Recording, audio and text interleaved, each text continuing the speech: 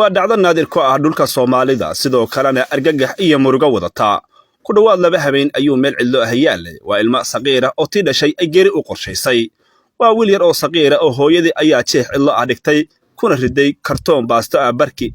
من صعوطا أو ريمية أي أو هنتي سصور رعي كان صوصاري جيت كسلكي سيو أي كردي هو يديس isagoo dhaawac adag ah ayna jirkiisa badankii dhaawac u geysteen jilic iyo cayayaanka dhulka dhacdadan ayaa ka dhacday deegaanka bisiqa godka dhurwa ee hawdka degmada Burtile ee gobolka Nugaal walow uu li dhaawac yahay balse hadda wuxuu ladan yahay waxaana gacanta ku haysa qoys reer miyi ah oo loo keenay lamana yaqaano cidda dhashay iyo halka laga keenay cunugan mamada gacanta ku haysta wiilkan yar ayaa nooga warantay xaaladiisa caafimaad ilmaha waxa laga soo helay meel baadiye ah oo magaalada bisiqa u dhow wuxuu ku jira kartoon yar ah oo baasto iyo gogorood gudaheed waana aragtaan waa ilmo silicsan oo rafaadsan oo isna afar habeen buu joogaa hada wakaas wagartay indhaha iyo maxaa kaga dhacay wajigii bahal baa ka cunay calaambari baa ka cunay qooraha indhaha afka gacmaha lugaha dhagaha wagartay intee bari meeshii yaala isleedin saddex habeen buu yaala isnaano saddex habeen xuduntu way ku taalaa wagartay deegaanka markaas meel balaakan isleedin ma ilaahay baa cadeyn kartaa ma sheegi kartaa wagartay ilaahay baaritaan ma la sameeyay deegaanka may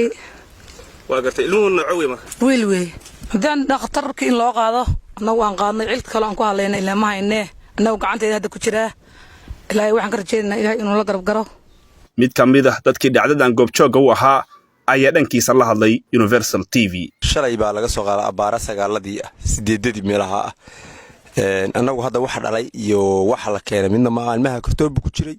dayac badan baa ka muuqanaya kartoon baastu ku jiro waliba la kala gooyay gooy buu ku jiray ilmahaas dayac badan baa ka muuqanaya haddana ilaa shalay iyo maamulka iyo heer booliska iyo dadkii baaritaanka wacanay anagu dad reemiyaanahay dadku laamaha amaanka wali ma waa soo kacaynaa bay nagu yiraahdeen walina maanan arag ilmahaas lakeeya iyo jeexyada hadda dadka ku jira dhaliya iyo anagu waxba kama garan karno baaritaan baan hadda inuu ku booliska aan wacanay walina waa sugeynaa haddana wakateeriya xalay iyo hadda iyo shalay ilmahaas u ahaan ilaahay baa shalay inuu ogaa haddana dawba soo barbaaro hadda waa qurux badan yahay